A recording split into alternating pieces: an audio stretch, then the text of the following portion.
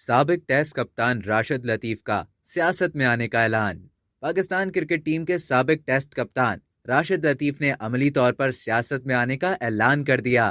Jio news کے programme score میں سید یحییٰ حسینی سے گفتگو کرتے ہوئے راشد لطیف کا کہنا تھا کہ موجودہ سیاسی حالات کو بغور دیکھ رہا ہوں، ابھی کام کرنے کی سکت ہے، کچھ کر سکتا ہوں، لہٰذا عین ممکن ہے کہ آئندہ 2 سے 3 سال میں آپ مجھے سیاست میں دیکھیں گے۔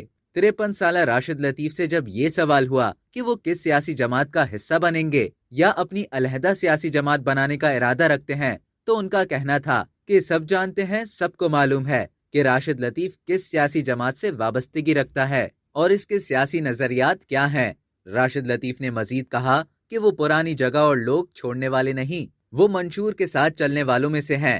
خیال رہے کہ 1992 سے 2005 تک پاکستان کے لیے 37 ٹیسٹ، 166 ون ڈے کھیلنے والے راشد لطیف نے حال ہی میں کشمیر پریمیئر لیگ کے ساتھ بطور ڈائریکٹر کرکٹ وابستگی اختیار کی ہے۔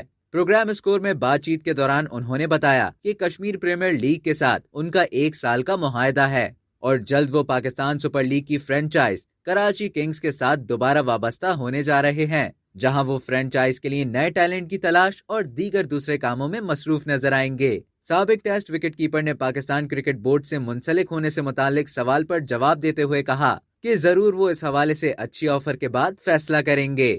اب تک کے لیے اتنا ہی۔ مزید کھیل سے متعلق خبریں جاننے کے لیے ڈیلی چنک کو سبسکرائب کرنا نہ بھولیے۔